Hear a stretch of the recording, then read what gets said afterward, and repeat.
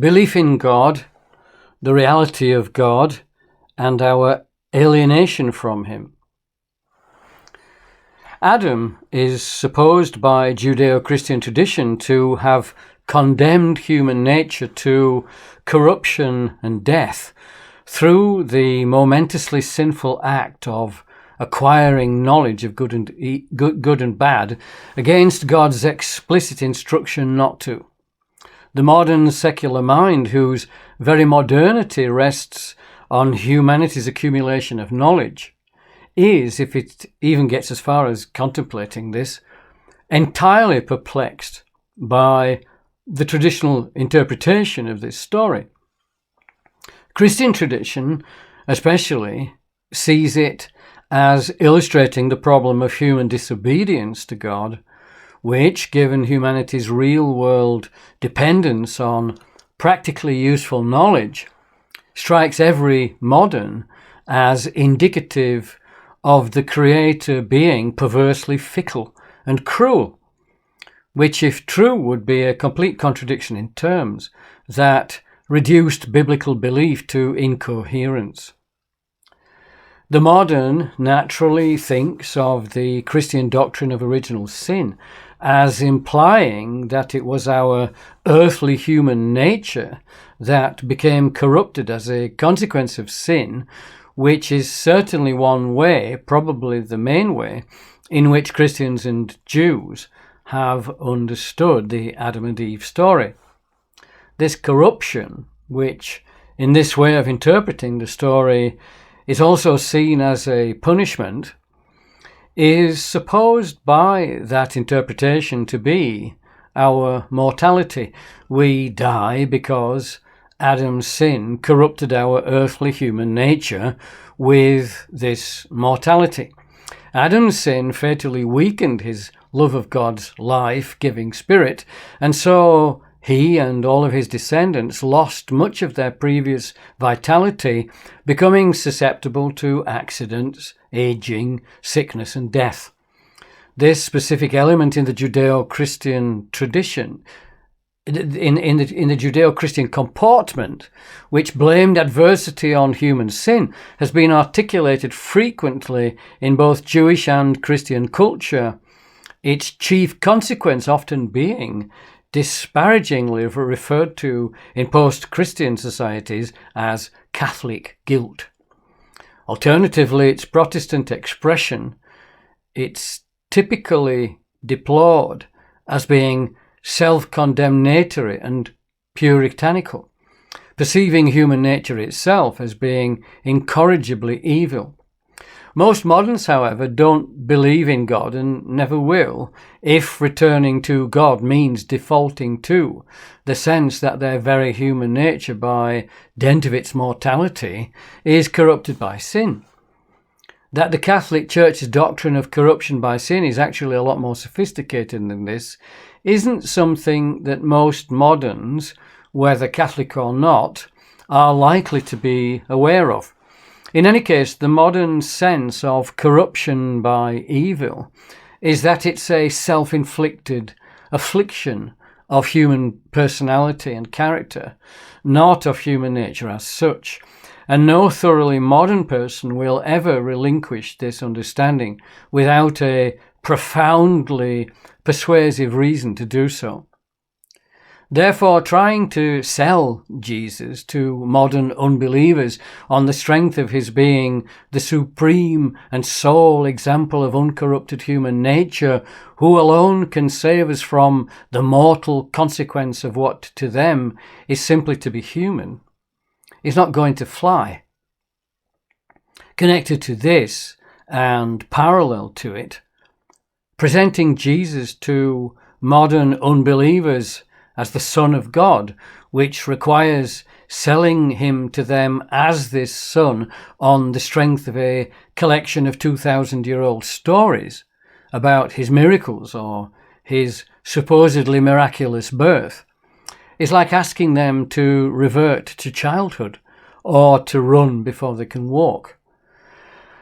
Being the son of something they don't believe in doesn't amount to much, and why would anyone treat the gospel stories of miracles passed down from antiquity any differently to the many other myths and legends that abound in the world's human cultures? Why choose to believe Christian miracle stories over Buddhist ones, say, or Islamic or Hindu or Celtic or Norse ones? The answer obviously can't lie in the mere fact that they're miraculous, since they all are supposedly that. This, incidentally, is one of the celebrated atheist Richard Dawkins' arguments against religious beliefs, their dependence on the place of birth of their adherents. To outsiders, none carry special weight purely by the measure of how miraculous their foundational stories are, especially not to the naturally skeptical, experimental scientific mind typical of modernity. Secular atheism, in the form of simply not believing in God, has become so hegemonic that few people ever seriously ask themselves whether there could be a God. It would, as Dawkins has often pointed out, be like asking themselves whether there is a green spaghetti monster floating around in space somewhere. If people have no meaningful concept of what God is and feel no need of one, then how can they even formulate the question as to whether God exists, let alone answer it?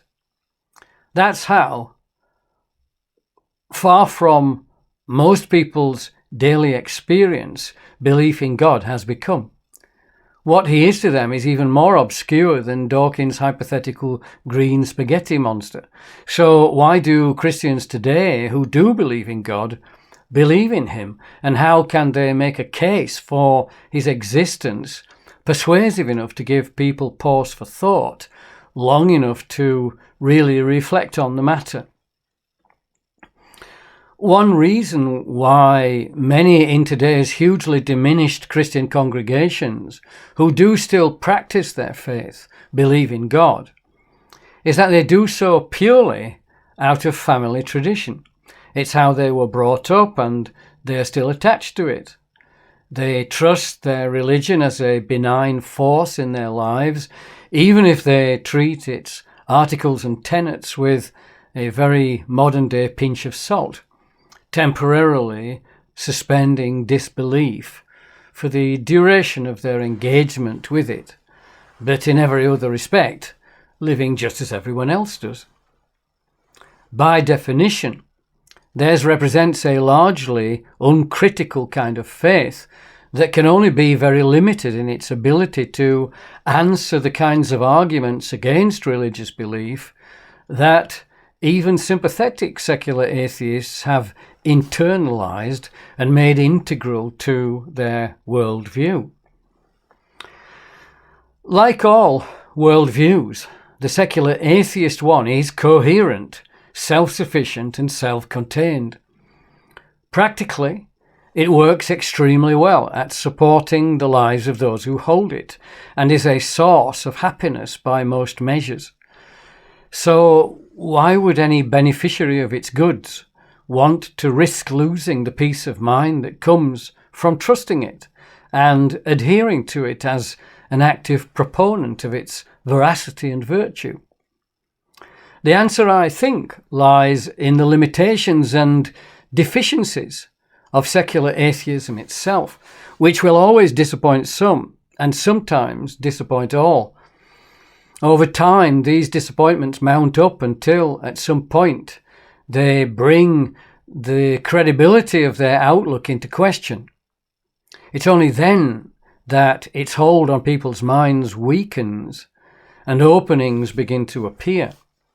Around these, the force of conformism then weakens too, and faced with doubt, the uncritical mass of people who simply don't happen to believe in God find themselves needing to justify their godlessness, just as Christians in the past had to justify their belief in God. At this point, passive, uncritical atheists have to engage with criticism of atheism, and in doing so become active atheists, people who believe there is no God. This now isn't a mere absence of faith, but adherence to an atheistic faith, which ironically transforms atheism into a kind of religion ordered towards preserving and propagating itself just as all other religions do, galvanizing emotions, fears, and violence just like them. Again, paralleling the experience of Christians, it's at this point that atheistic faith may completely collapse. Alternatively, it may descend into an irrational prejudice of its own, or correct itself to become more realistic and robust. This, I believe, is the situation facing hegemonic secular atheism in the West today, whose very hegemony has, for many, turned it into a kind of blind faith. At the same time, this is also putting pressure on the equally blind faith of a great many of the few Christians left who are still practicing theirs. I don't think either of these uncritical groups are able anymore to provide sufficient individual mental and emotional stability to allow the degree of social coherence needed to hold Western society together. We're in a unique crisis in which the settled forms of our hegemonic atheism and our subsidiary vestigial theism no longer provide satisfactory solutions to the problems and questions we are now faced with. Being a confident but uncritical atheist, or a very nice, decent, up-to-date Christian, isn't going to cut it anymore in today's situation.